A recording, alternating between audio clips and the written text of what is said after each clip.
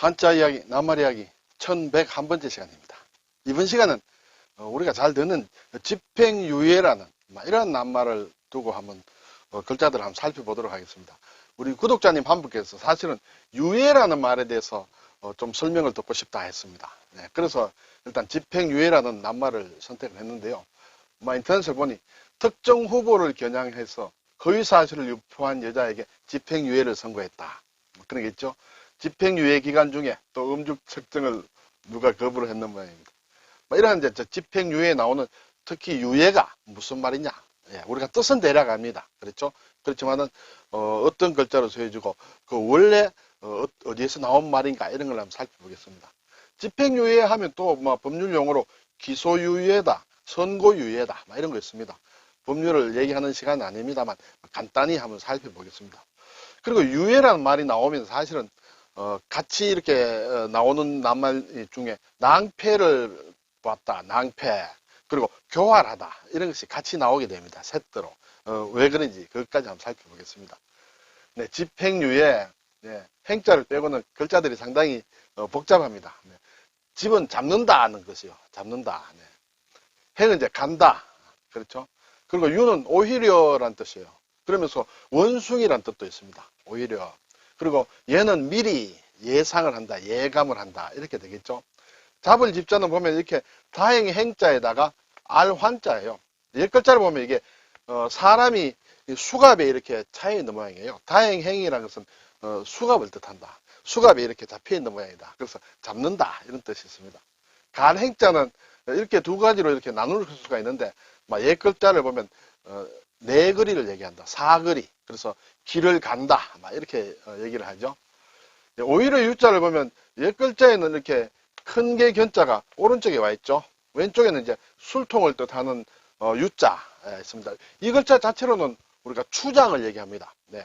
어떤 미개인들의 추장이다. 부족의 추장이다 할 때 그렇게 됩니다만 이것은 어떤 짐승이 술통 앞에 있는 모양인데 원숭이를 나타낸 글자였다. 일단 이렇게 얘기들을 하고 있습니다. 그래서 오늘은 사실은 여기에서 원숭이라는 의미로 쓰인다. 이렇게 되겠습니다. 미리 얘는 나여자의 코끼리 상자다. 이렇게 되겠죠. 나여자라는 것은 원래 이 글자는 배철의 북을 얘기합니다. 시를 이렇게 옮기다 주는 북을 얘기한다. 움직인다는 그런 뜻이에요. 그리고 이제 코끼리다. 그런데 코끼리와 이렇게 해서 왜 미리란 뜻이냐? 우리가 일반적으로 보면 코끼리는 죽을 때 죽음을 미리 알고 어디 가서 묻힌다 이렇게 되겠죠. 그러다면 이제 상아들이 남죠. 상아탑이 그 사인다 이런 얘기도 합니다만은 자 미리 얘는 우리가 낱말을 많이 만듭니다. 글자가 좀 복잡합니다만 유예란 말도 많이 쓰죠. 유예 뭔가 일시 멈춘다, 좀 중지한다, 보류한다 그런 뜻이에요. 그러면 왜 이런 글자들을 써서 그런 의미를 가지는가 그런 걸 살펴보겠습니다. 우선에 좀 복잡한데 집행유예라는 이제 법률 용어를 간단히 보겠습니다. 네. 3년 이하의 징역 또는 금고의 형이 선고된 범죄자에게 정상을 참작하여 정상 참작, 사정이 어떻다, 그 상황이 어떻다는 것을 참작해서 일정 기간 동안 형의 집행을 유예하는 일이다. 그렇죠. 멈춘다, 보류한다 이렇게 되겠죠. 그 기간을 사고 없이 넘기면 이제 형의 선고 효력이 없어진다 이렇게 되죠. 집유, 줄여서 집유 이런 얘기도 많이 합니다. 또 단기 자유형의 폐해를 막기 위한 제도다. 네. 어떤 자유형이라는 것은 신체가 자유롭게 움직이지 못하도록 이렇게 형을 주는 가두는 그런 법을 얘기하죠. 근데 이렇게 재판을 하다 보면 어떤 범죄의 정도에 따라서 형량이 많습니다. 3달 징역이다, 1년 징역이다, 3년, 5년, 10년 이렇게 많이 나가죠. 그렇지만 이제 단기 자유형, 주로 1년이라든지 또는 3년 이하의 형을 살아야 된다. 그 구치소에 있어야 된다. 이런 사람들 전부 다 이렇게 감옥에 가두게 되면 오히려 좀 부작용이 생긴다. 그것이 단기 자유형의 폐해다. 6개월 징역을 받았는데 감옥에 넣어놓으면 그 안에서 좀 나쁜 것을 더 배운다. 이렇게 되겠죠. 그리고 그런 사람들 전부 감옥에 넣는 것보다는 밖에 풀어두고 이렇게 어떻게 좀 잘 되도록 하는 게 오히려 더 낫지 않겠느냐. 그래서 집행을 유예한다. 이렇게 되겠습니다. 예문을 보니 판사는 피고에게 징역 3년에 집행유예 4년을 선고했다. 이렇게 되겠죠. 그러면 4년 동안 이렇게 아무런 사고 없이 잘 있으면 이제 이게 형의 선고 효력이 없어진다. 이렇게 되겠습니다. 자, 앞에서 이제 집행유예가 단기 자유형의 폐해를 막기 위한 제도다. 이렇게 했죠. 범죄자의 계과천선을 도모하려는 형사정책의 목적이다. 네, 이렇게 1년이다, 뭐 2년이다, 3년이다. 비교적 짧은 어떤 형량, 형기에 있는 사람은 감옥에 넣지 않고 밖에서 살도록 하면서 이렇게 어떻게 좀 계과천선 하도록 하는 그런 것이다. 이 단기 자유형의 폐해라는 말을 듣고 제가 자료를 찾아보니 이런 말이 나왔습니다. 죄수의 개선을 위해서는, 죄인이 뉘우치기 위해서는 너무나 짧은 기간이지만은 그를 부패시킨 데는 충분한 기간이다. 1년이다. 이렇게 감옥에 가둬놓고 죄수를 이렇게 계가천선시키기 위해서는 이것이 사실은 좀 짧다. 더 오래 놔둬야 된다. 이렇게 될지 모르겠습니다. 그렇지만은 그 안에서 감옥에서 오히려 나쁜 것을 더 많이 배워. 그게는 충분한 기간이다. 그래서 단기 자유형은 무조건 감옥에 넣는 것보다는 밖에서 이렇게 계가천선할 수 있는 기회를 준다. 그것이 이제 단기 자유형의 폐해를 막는 것이다. 이것이 이탈리아의 범죄학자인 어떤 사람이 막 이런 얘기를 했는 모양입니다. 그래서 집행유예라는 제도가 생겼다. 뭐 3달, 6개월, 1년 모조리 다 감옥에 넣는 것보다는 밖에서 선도하고 뉘우치도록 하는 기회를 주는 게 좋다. 이렇게 되겠죠. 그래서 만든 것이 집행유예다. 자, 기소유예라는 것도 많이 하죠. 기소를 유예한다. 네, 소송 거는 것을 멈춰준다. 이렇게 되겠죠. 네, 그래서 어떤 여러 가지 검사가 형사사건에 대하여 범죄의 혐의를 범죄는 맞다. 혐의를 인정하지만은 어떤 범인의 성격, 연령, 환경, 범죄의 가볍고 무거움, 그리고 어떤 정상, 그 상황, 그렇죠? 그리고 범행 후의 정황 따위를 참작하여 공소를 제기하지 않는 것이 이제 기소를 유예하는 것이다. 그렇죠? 검사는 피고인이 나이가 어리다는 이유로 기소유예 처분을 내렸다. 이런 걸 가끔 볼 수 있습니다. 그리고 이제 선고를 유예한다. 죄가 가벼운 범죄인에 대하여 형의 선고를 일정 기간 동안 미루는 일. 선고 자체를 아예 미룬다. 그렇죠? 유예기간 동안 특정한 사고 없이 지내면 소송이 중재가 된다.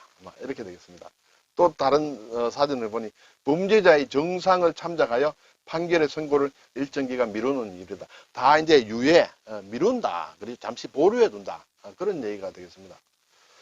자, 그러면 이제 이 유예라는 말은 무엇이냐? 네, 망설여서 이 일을 실행하지 아니한다. 원래 뜻이다. 원래 뜻. 네. 그러면 원래 망설여 이 일을 실행하지 않는데 왜 유자와 예자를 쓰느냐 하는 것이 그렇죠. 일반적으로는 오히려 유, 또 미리 예인데 오히려 미리 그것이 왜 이렇게 실행하지 않고 보류해주는 그런 뜻을 가지느냐는 것은 뒤에서 한번 살펴보겠습니다. 일반적으로는 이 일을 실행하는데 날짜나 시간을 미루거나 늦추는 것을 유예한다. 이렇게 얘기하죠.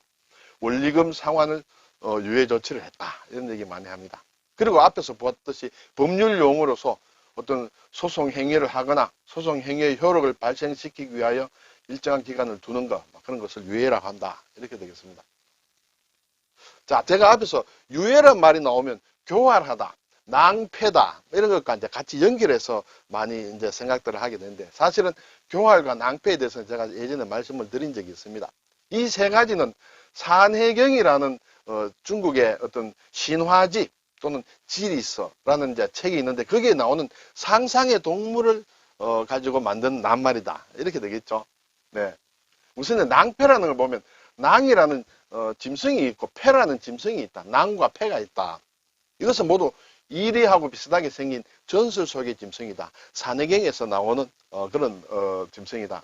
낭이라는 것은 뒷다리가 짧거나 아예 없다. 앞다리가 이제 길다. 이렇게 되겠죠. 그리고 반대로 패는 앞다리가 없거나 아주 짧은 동물이다. 그러면 이 두 동물이 이렇게 같이 얽혀서 있어야 제대로 균형이 되는 것이에요.